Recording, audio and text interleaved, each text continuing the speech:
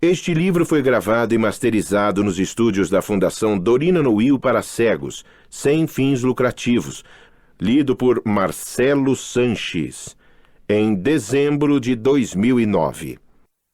Capítulo 29. Aspectos culturais do mundo contemporâneo.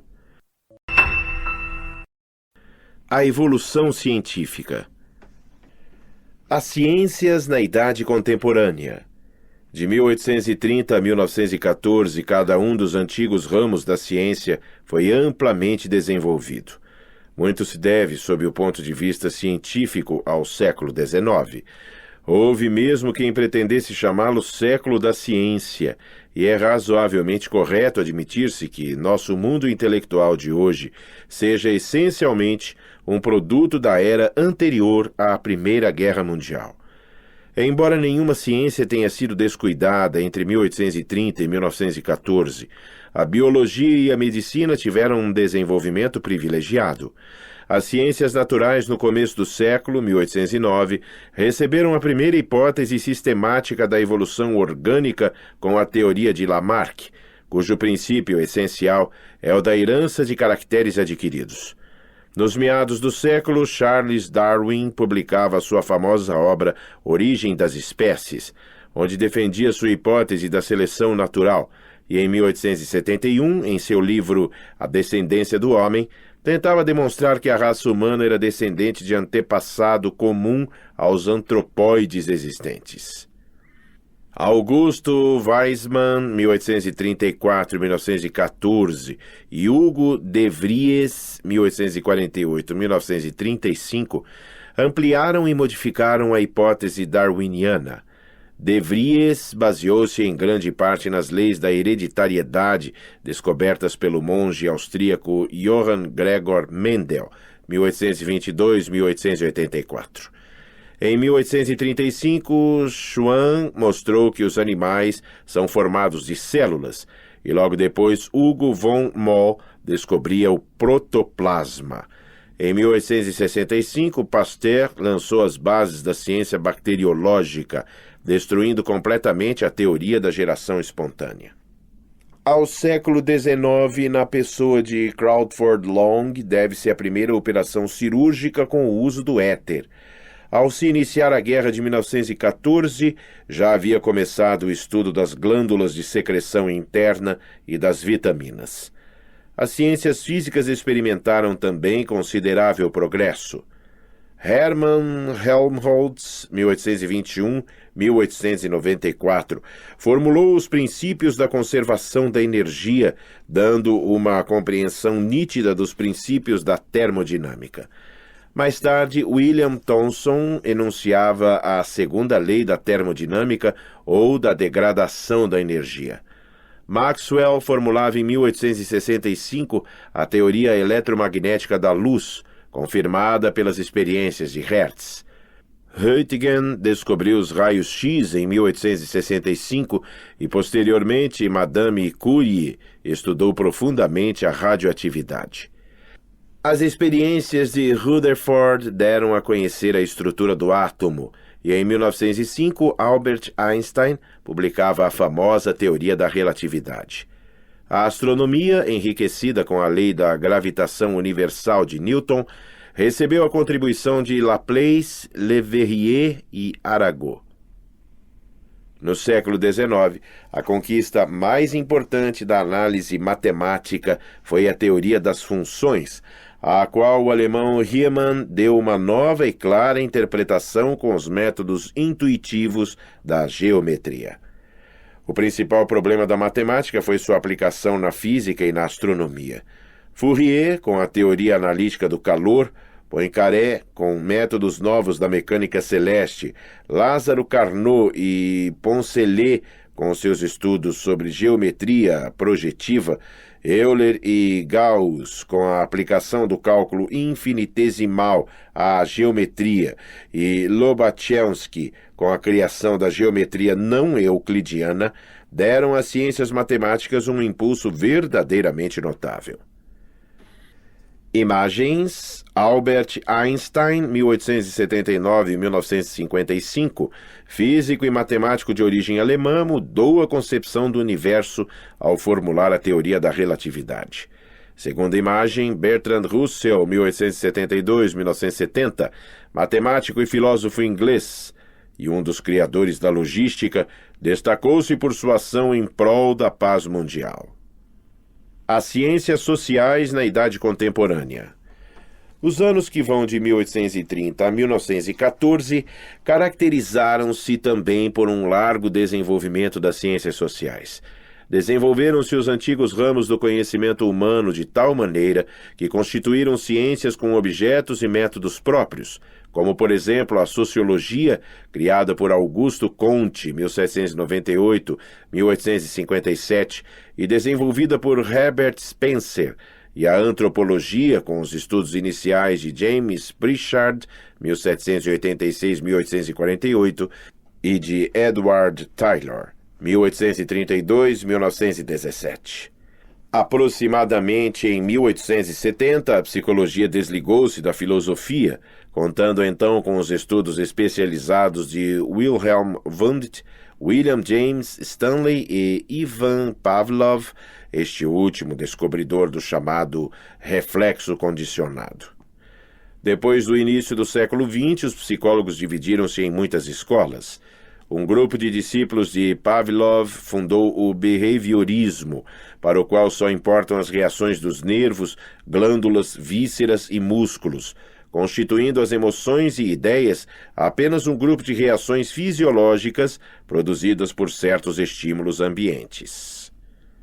Nota: behaviorismo, psicologia do comportamento, do verbo inglês to behave, que significa comportar-se. Fim da nota. Uma outra escola de psicologia muito importante foi a de Sigmund Freud, criador da psicanálise, que interpreta o comportamento humano principalmente em termos de vida mental subconsciente. A filosofia foi profundamente influenciada pelo progresso científico. Spencer, Huxley e Haeckel, motivados pelo evolucionismo, marcaram profundamente a filosofia do século passado. Spencer admitiu o progresso evolutivo, subordinando-o a um poder que ele denominou o desconhecido. Huxley, autor de Lugar do Homem na Natureza, foi o fundador do agnosticismo. Haeckel aceitou in totum o darwinismo, e seu livro O Enigma do Universo toma como fundamentos filosóficos básicos o ateísmo, o materialismo e o mecanicismo. Um outro filósofo do século XIX foi Nietzsche, cujo pensamento está contido em 3 obras principais. Assim falava Zaratustra, Genealogia da Moral e Para Além do Bem e do Mal, nas quais estruturou a teoria do super-homem criado pela seleção natural. Na América surgiu o pragmatismo, cujos vultos mais representativos são William James e John Dewey. Uma nova corrente filosófica conhecida como neorrealista, representada na Inglaterra por Bertrand Russell, possui também grande realce. Finalmente, convém registrar as tendências seguidas por Walter Pasteur, Anatole France e Georges Santayana, que admitem ser a satisfação estética a suprema felicidade, negando a existência de qualquer certeza absoluta. Literatura romântica, o realismo e o simbolismo. No começo da Idade Contemporânea, a literatura inicia a sua democratização, ao mesmo tempo que diminui o predomínio artístico e literário que a França vinha exercendo na Europa.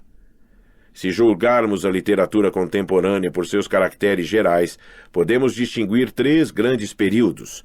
Um período romântico, que compreende uma época que vai desde o final das guerras napoleônicas até os meados do século XIX. 2, período realista, que vai até aproximadamente 1880. 3, período simbolista, que se estende até os primeiros anos do século atual. O romantismo. A essência do romantismo era a glorificação da emoção e do instinto em oposição ao intelecto. Na Inglaterra, cujo romantismo se caracterizou pela melancolia, temos entre outros Shelley, Byron e Walter Scott. Shelley foi um poeta lírico atormentado. Byron é a própria personificação do homem romântico ao morrer pela independência da Grécia. E Walter Scott, revivendo velhas lendas heróicas escocesas, cobriu com um véu de encanto e magia a Idade Média desdenhada pelos preconceitos do Iluminismo. Aparecem também Thomas Carlyle, conhecido pela sua teoria, segundo a qual os heróis são os construtores da história, e Rudyard Kipling, romântico defensor do imperialismo inglês na Índia. Na Alemanha, o movimento romântico desenvolveu-se com Schiller e Goethe. Schiller viveu durante o período de Sturm und Drang, quando a literatura alemã procurava libertar-se da influência estrangeira. Goethe, o famoso autor de Fausto e Werther, é o maior vulto na literatura alemã. Contemporâneo de Schiller, sua obra é um símbolo da perpétua inquietação, que é um dos traços mais característicos do homem moderno. Na França, onde o romantismo flutuou entre o antirracionalismo místico de um lado e a defesa corajosa da liberdade de outro, temos Chateaubriand e Victor Hugo na novela, Lamartine, Alfredo de Vigny e Alfredo de Musset na poesia. Na Rússia surgem Pushkin e Lermontov, e em Portugal, Alexandre Herculano e Castelo Branco. Na Itália, onde o romantismo não teve a mesma projeção dos outros países, aparecem, contudo, Manzoni, Silvio Pellico e Leopardi. O realismo. De uma certa maneira, o realismo foi uma reação contra o sentimentalismo do romântico. Os realistas sofreram forte influência das concepções científicas da época, como o evolucionismo e as teorias de reforma social. Balzac, na sua Comédia Humana, critica a sociedade burguesa da época e Flaubert, com Madame Bovary, analisou o conflito entre os sonhos românticos e as tristes realidades da existência cotidiana.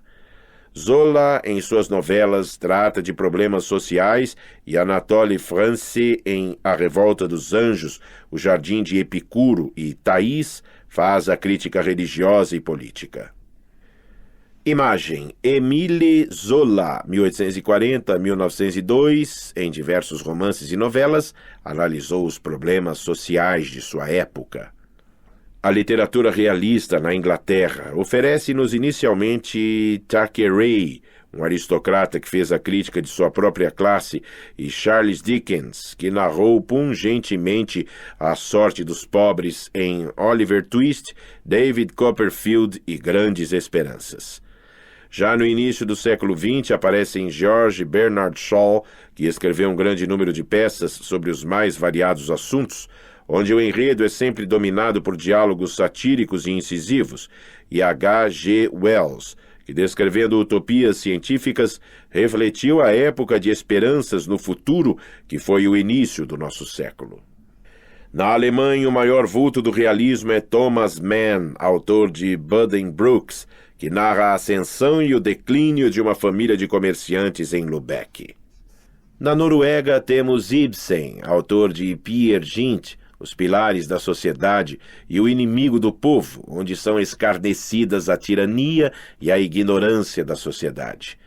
Nos Estados Unidos, Mark Twain com Huckleberry Finn, onde a simulação e a hipocrisia são fortemente atacadas, e Theodore Dreiser, autor de Carolina e O Gênio, livros plenos de simpatia por insignificantes personagens que lutam sem esperanças contra o infortúnio, são particularmente dignos de nota. A Rússia possui uma literatura muito fecunda na fase realista. Entre os nomes que se salientam estão Turgenev, Dostoiévski e Tolstói. Turgenev, em sua obra Pais e Filhos, estuda o conflito que sempre existe entre duas gerações.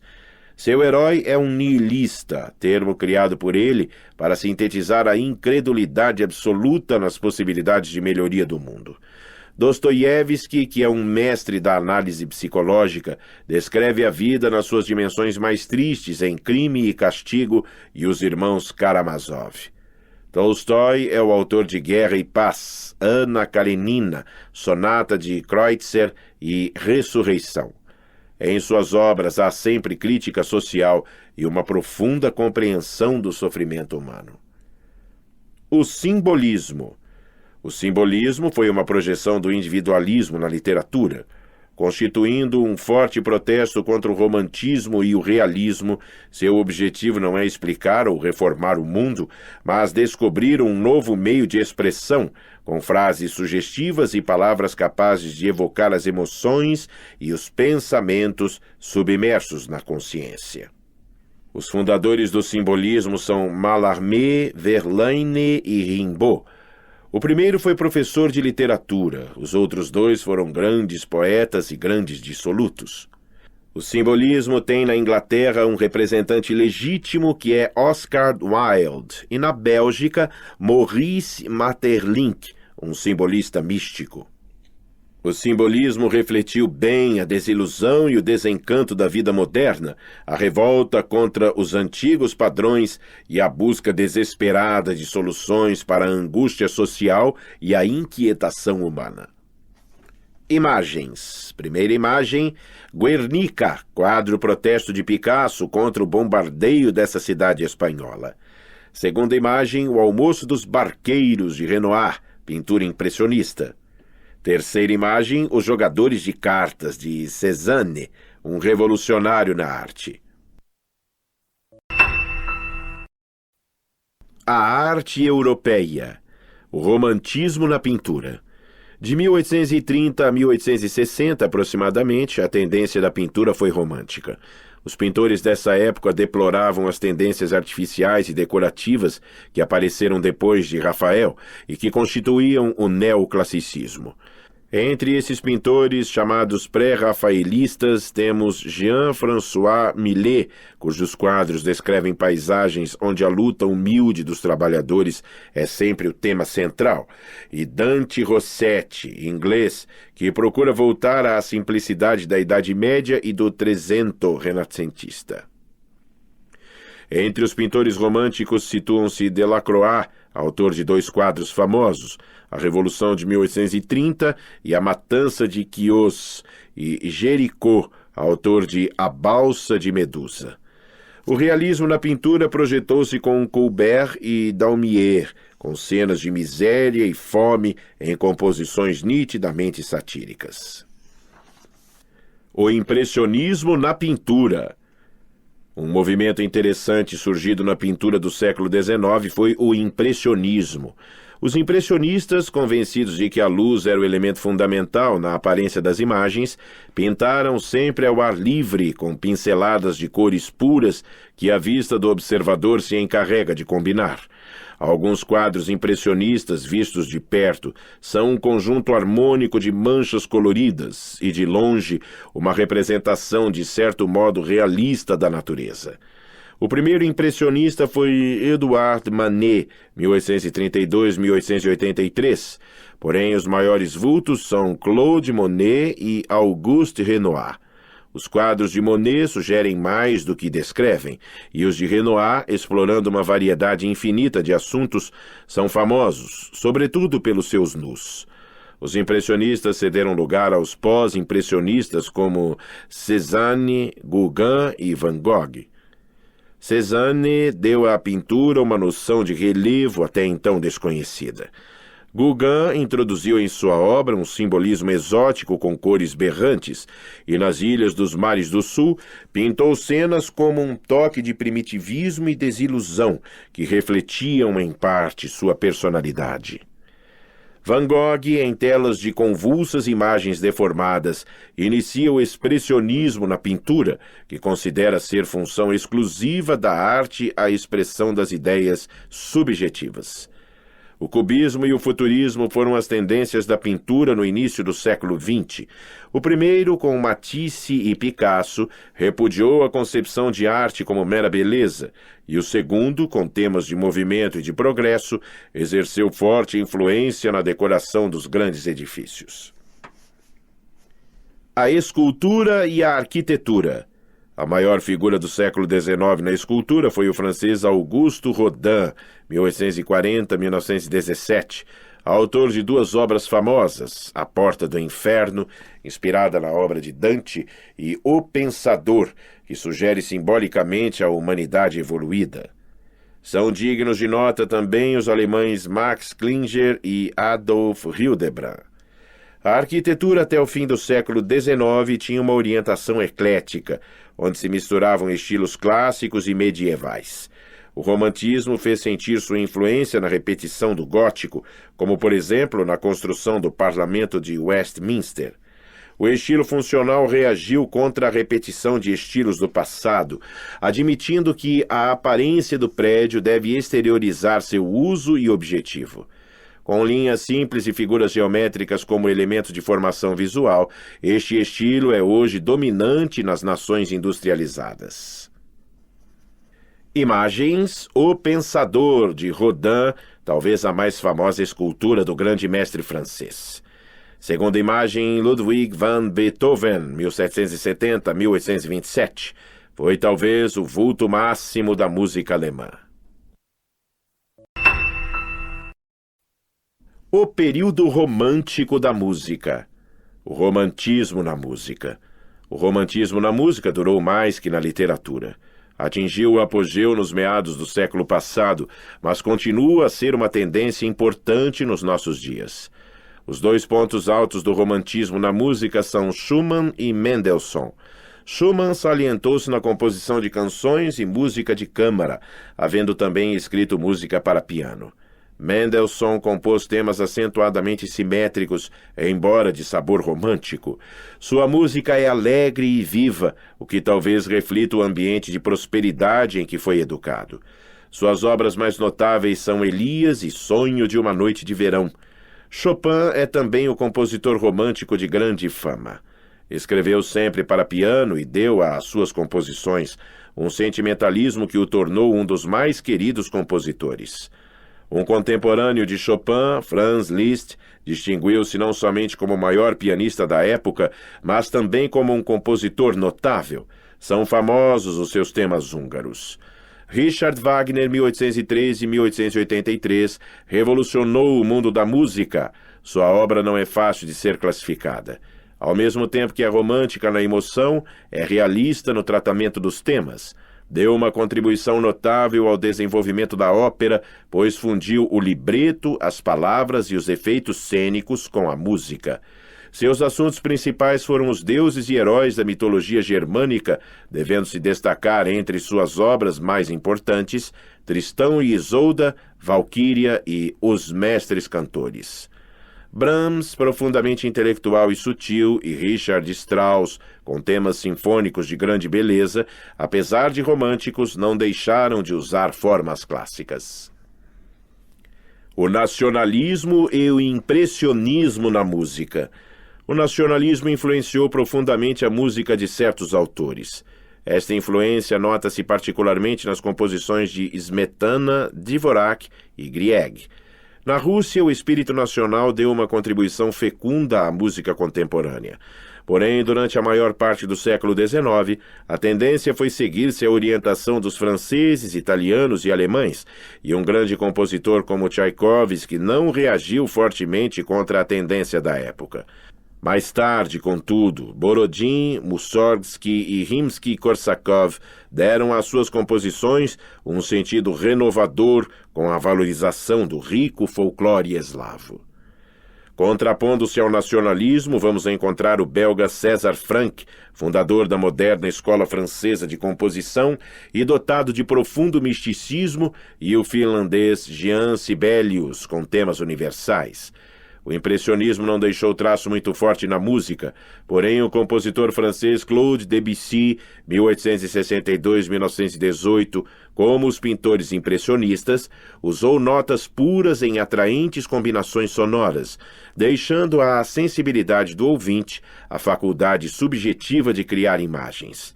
Sua obra exerceu forte influência na música de Maurice Ravel, 1875-1938. Duas tendências revolucionárias na música moderna são o politonismo e o atonalismo. O politonismo tenta empregar simultaneamente duas ou mais claves independentes, enquanto o atonalismo combina as notas de acordo com uma modalidade estética personalíssima do autor. Um representante do politonismo é Igor Stravinsky, e um dos seus maiores expoentes é o austríaco Arnold Schoenberg.